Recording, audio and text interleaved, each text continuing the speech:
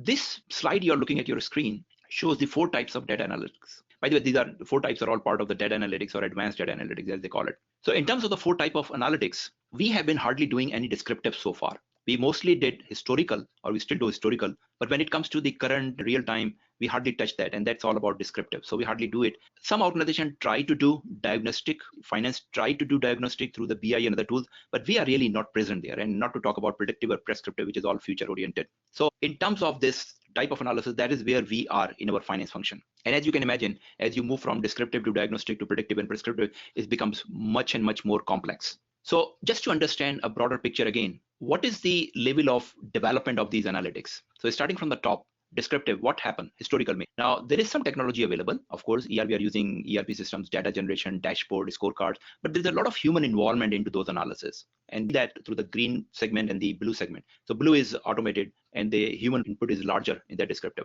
It goes to diagnostic, advanced level. Again, there is human input is involved to a significant level, although more technology would be available or is available. But notice here that when you move to predictive, the human part becomes even lesser, because we don't have much capacity and capability to generate and drive and create predictive analysis on our own. And when it comes to the prescriptive, there is no human involvement. Now, how does it happen?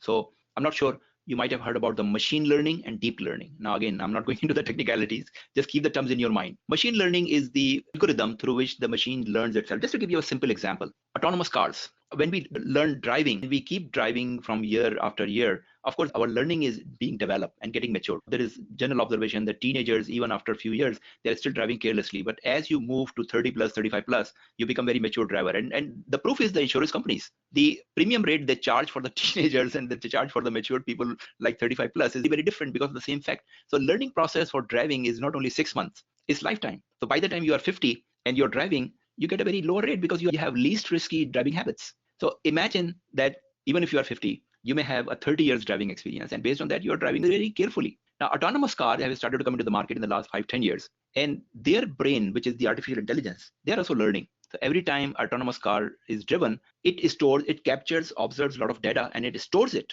And not only stores it, it processes it through the machine learning and also some part of deep learning. And then it develops the new algorithm to drive the car based on those, right? So it's continuously learning. Imagine if an autonomous car is being driven for 100 years. Wouldn't it be better than a human driver? Now, some people struggle that how could technology exceed or surpass the human intelligence? But I just gave you a very small example, simple example, how the technology could learn better than human life. Because technology does not get tired. Technology does not die. They continue to learn. So 100 years driving experience by a robot probably would be better than the human experience of 30, 40 years. And you don't have to wait 100 years for the technology to operate at that level. Some experts claim that even today, the autonomous technology is working better than human intelligence. How does it work? Because the artificial intelligence, along with the machine learning and deep learning, is accumulating the data from not one driver, but hundreds and thousands of drivers who are experiencing and driving the autonomous cars. So all that data is really compiled and combined to create artificial intelligence to work better than human intelligence. So that concept is applied here. So prescriptive analysis, which is advanced level analysis,